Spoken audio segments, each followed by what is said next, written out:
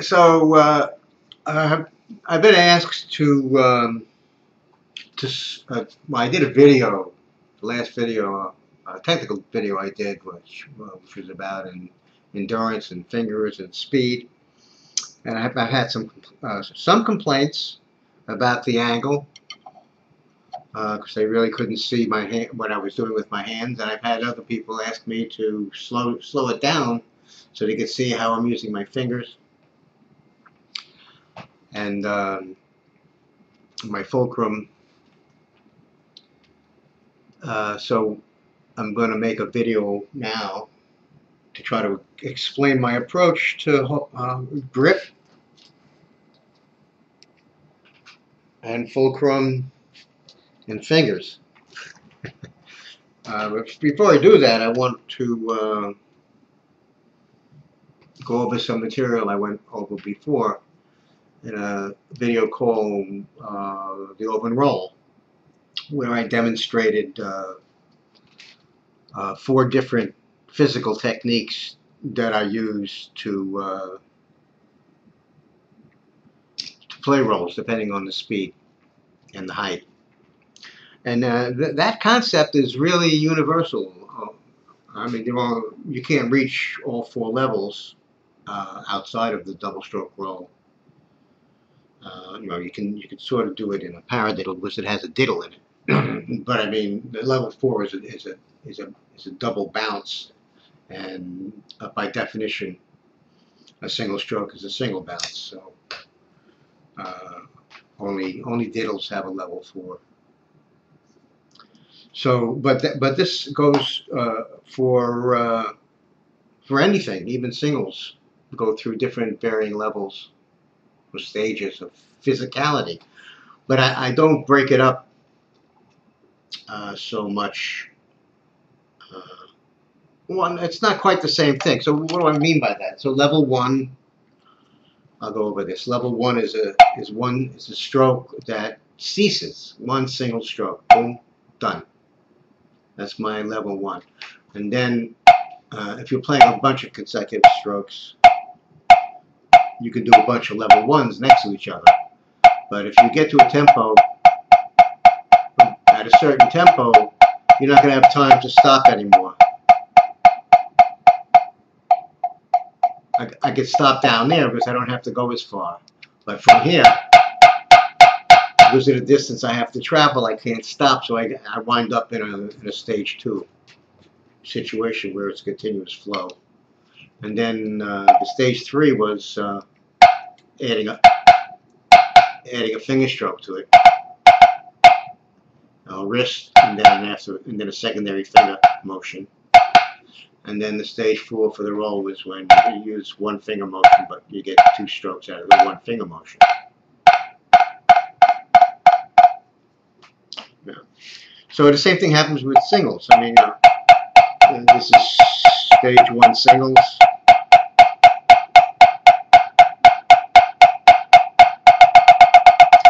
Now I'm at stage 2 singles.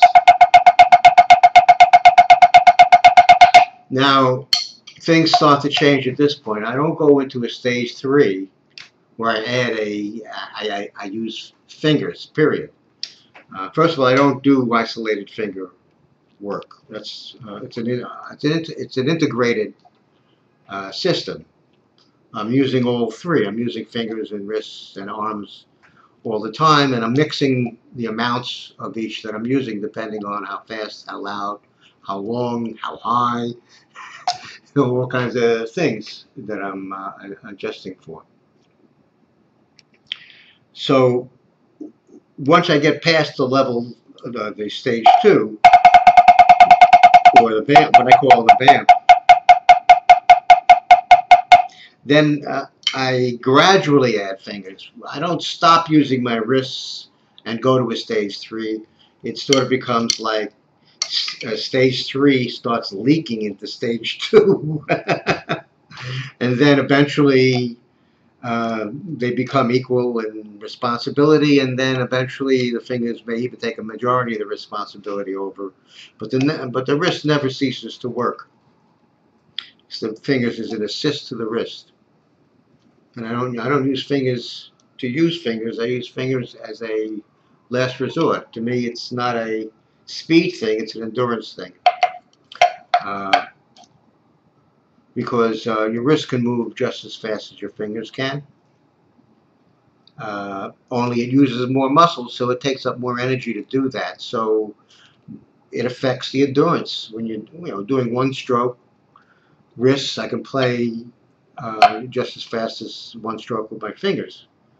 But if I have to play two strokes in a row, well, that takes more energy. It doubles the amount of energy I got to put out, and that puts an endurance burden on me. 3 strokes, 4 strokes. So the more strokes I have to do in a row, the more of an endurance burden I have to carry. And the way I mitigate that is to transfer the responsibility from the major muscle group of the wrists and start using the minor muscle groups of the fingers. So that I'm decreasing the amount of muscle mass I'm using with my wrists and increasing the amount of muscle mass I'm using with my fingers. And so that I can have a longer enduring energy by using fingers. I don't have to do that. So what happens is that it changes as I go. It could change. When I'm doing singles, the faster I play these singles, the more fingers I'm going to want to use. Okay, so that's my thing about fingers. That's the way I use fingers. I don't practice fingers isolated, and I don't use fingers in an isolated fashion. I use them as an assist to my wrists when my wrists get into a situation where the muscle group is so big I'm starting to get an endurance problem for the heights and speeds I'm trying to get. So now, in terms of how I'm holding the sticks, well, the left hand, which is a rotation like this. Okay, everything is a rotation. The stick is rotating. It's not going 360 degrees, but when you back stick, you're going 180, right? But here I'm only doing a 90 degree of the turn. So I think of the fulcrum as the center point of the turn. It's not a physical spot on my hand. It's not a physical spot on the stick. It's the center of the turn. Now the center of the turn can be anywhere on the stick. I can turn it back here if I want to. So my fulcrum is now back here. But that changes the weight balance of the stick, and I don't get as much rebound in that. So I want to get the balance of the stick to be the center point of the turn. And then I want to wrap my hand around that center point. I want my flesh around the center point because I want to try to keep the stick balanced in the center of my weight, and so that I can sort of look at the stick as and the hand as one unit. And this way it's one mass. So the weight of the stick and the weight of my hand are one measurement. And the center of that measurement is where the turning should go. Okay, so that's what happens on the left hand. And in terms of the grip,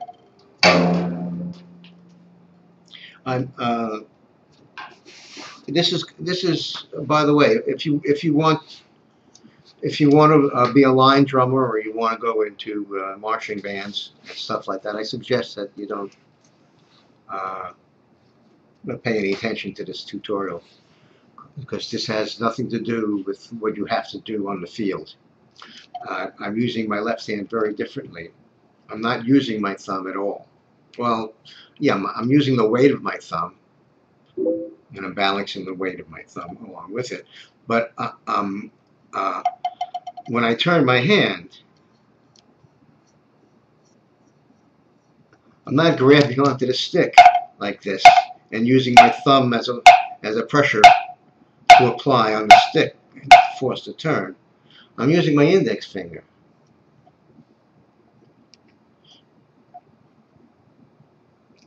And I'm not using just a little bit of it. I'm wrapping, so you can see, I'm wrapping as much as the index finger as I can around that stick. I'm getting, you can see that, I'm getting past the knuckle, almost to the second knuckle, if I can. And then I can push down and I can press the stick into the pocket so that I'm holding the stick really with my index finger, basically. I'm not holding it with my thumb, okay?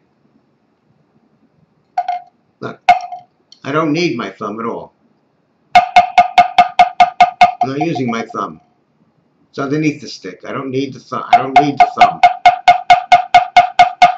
Alright? I use the thumb because it balances the weight of my hand better. By putting a little more weight on top of the stick, I get it more into the center of my hand. This way, underneath the stick is not going to work. It's not going to balance it the same way. So I'm using the momentum of the weight of my thumb, but I'm controlling the stick with this finger, not with the thumb. And the same thing with when I use fingers. When I'm playing with fingers, I'm not using my thumb. I could, but that's not the way I'm using it. I'm using my index finger.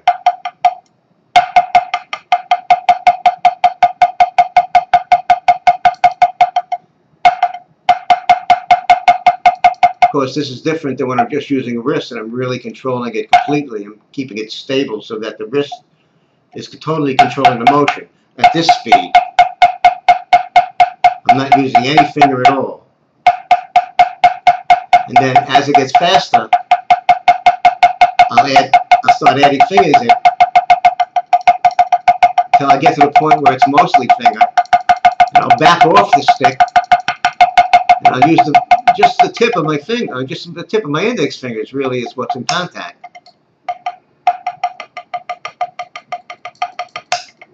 But the wrist, if you notice, even when I'm using a lot of finger, look at my bottom fingers. My wrist is still moving. My hand is still rotating. To a certain, it's not rotating fully. It doesn't have to, because a lot of the rotation distance is being done by the fingers now, but the initiation is from the wrist. The wrist is supporting the finger motion by continuing to move and using the momentum and balance of the weight of my hand behind what the finger's doing.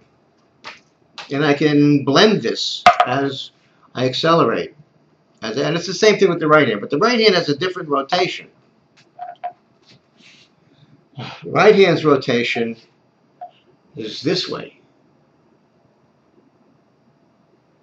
So the rotation, see, when I'm rotating with my left hand this way, I'm really rotating my forearm as well.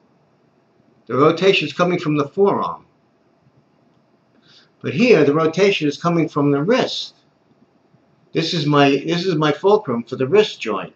The fulcrum is really just a turning point in a lever, or the center of the circle, which has a lever on both sides. Okay, so I'm turning from here, and it's a lot harder to get that turn to happen in the center of my hand if it's being initiated back here, whereas it's a lot easier to get the turn centered in the center of my hand if I'm going in this direction. Now the interesting part about this, is molar.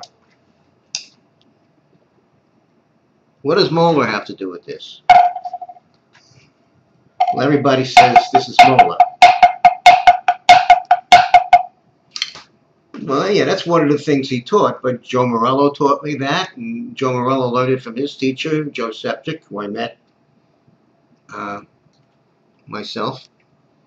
So that's part of drum nomenclature. Along with that, when that was developed, the motion in the right hand was this. And if you notice, that's a very simple, he used the fulcrum way back here. I mean, they were playing field drums. They weren't using so much rebound. It wasn't about rebound. It was about power. So they had to get back, choke up on the stick and get more distance on the stick and pull the fulcrum back, and then it changes the way the momentum's used. It's not as efficient for acceleration, but it's much more efficient to creating inertia and forcing a lot of momentum down. And also, they were turning from in here. Great. Now, what George Stone did is he was concerned not only about field drummers, but he was thinking about all drummers. There's orchestral drummers and there's dance drummers, and there's drummers that want to use fingers, and so he turned it around to this, from this motion to that motion, which takes the rotation away from the forearm. So in essence, I enjoy this physics of my left hand better, and I think that what Moe was doing for his right hand had better physics.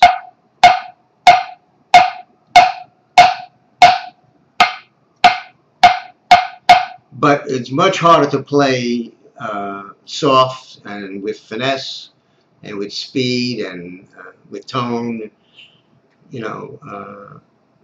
that way. To do this kind of playing, I can't do it. I don't practice that way. But I mean, it just facilitated more of the finer kinds of technique that were developed over the years later on, after this nomenclature from the field drum era, when that's where all the innovations were happening, to where now we were talking about concert drummers and dance drummers, and there was different requirements and needs for the techniques, and we were developing more refined methods of controlling and using our energy. So I try to think of the turn happening in the center of my hand anyway, in here, as if the stick in my hand are one, and I get the balance point of the stick into the center of my hand, which is the balance point of my hand, so that the balance points are the same for my hand and the stick. And then I try to think of it as a rotation. I'm going in a circle rather than a flat up and down. It's hard to see the difference because physically I'm attached at the wrist, and that's where I'm turning from.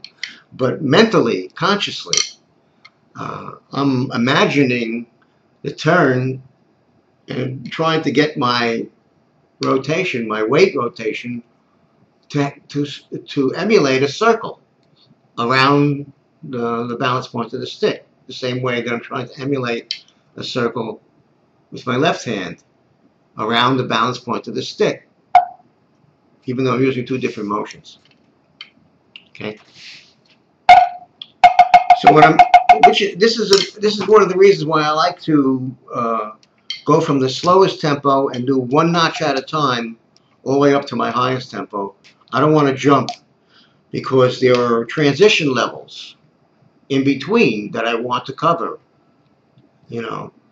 Every level has a different relevance of wrist responsibility and finger responsibility.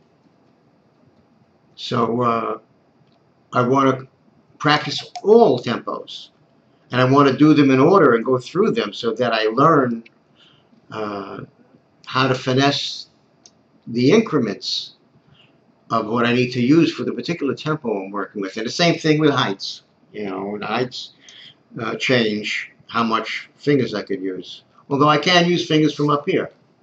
Can't see that. You can't see my full stroke. But I'm using my finger. I can use my. I get to see it. I don't have to, but I'm basically using my wrist and finger.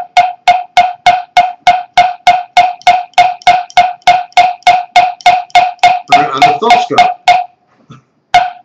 Now it's better if I'm not using my finger now at all. I'm just using my wrist. See, so here's wrist, full stroke, here's finger, full stroke. Of course, with a little wrist, I can't do that without using the wrist, right? It's out of my finger range is down to here. If I want to keep my wrists, I can't even do that. I don't practice it that way, you know? So for me to use my fingers up here, I have to use my wrist. There's no other way to get there, so it's a combination of the two.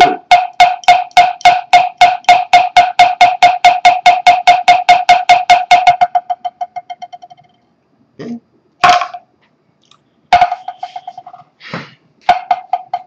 And here I'm using the fingers from back in here. And I can do the same thing. I don't have to do this at full stroke level. I'm just demonstrating to you. And I can use my fingers at any height, at any speed, and I can adjust the combination of fingers and wrists as I need it, depending on how soft I want to play or how long I want to play. Okay, if I want to play loud and long, I have to use a good amount of wrists to get the power going.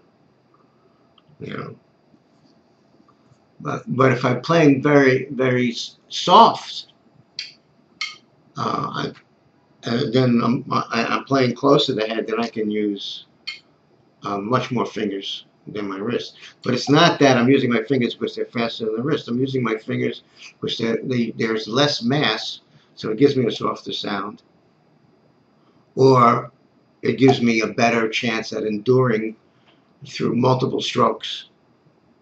So when I'm doing this, for instance, the 4-bar stick control 4-bar exercise 4-bar vamp, there's a point where I'm using wrists on the exercise, and then it's finger on.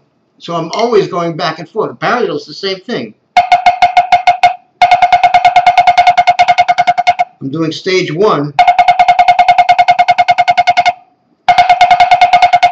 I'm using fingers for the double. So I'm changing the technique. I'm hardly any fingers. The fingers almost being equally in responsibility. Because of the change in the speed, because I had 2 strokes in a row instead of 1. It doubles the amount of energy I got to use. It halves the endurance I have. It increases the amount of fingers I want to use within the paradiddle. Here's all stage 1 paradiddle.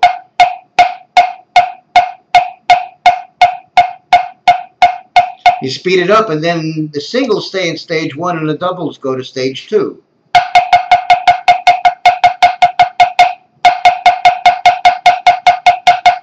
I'm in stage 2 on the double.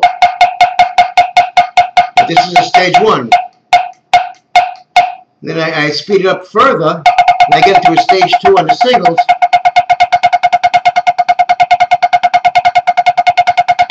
And then now I'm using a stage 3 double diddle. And it's all the same elements. No. I can add arms to that too. If I can do it the opposite direction. If I'm not worried about my endurance,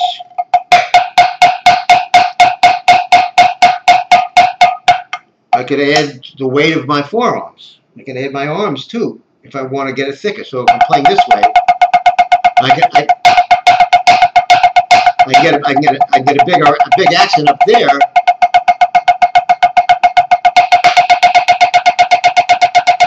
But I can get arm accents down here without having to go up there. If I'm playing fast and I can't get up and down to do that kind of level, what I'm doing is instead of using height and increasing speed to increase the energy, I'm using more mass. Because I don't have the time for the height, so I'm adding mass to increase the energy. So there's 2 ways to increase the energy. I can either throw the stick faster, or I can put more meat behind it, or I can throw the stick lower and take more meat away from it. Add fingers. You know, it's not any one thing, and it's not any one tempo. So it's important. The slow to fast stuff is very important, because then you go through all of the different stages of each rudiment. Each rudiment has a different set of requirements depending on the tempo you're playing, and how many diddles you got, or flams, or it's there's a lot going on. We just haven't really analyzed what it is that's going on, which we play by ear mostly. But I tried to take some science into it so that I really could understand it from a technical level of what's going on, and isolate what it is that I'm trying to develop so that I can work on that. The stuff that's going to help me.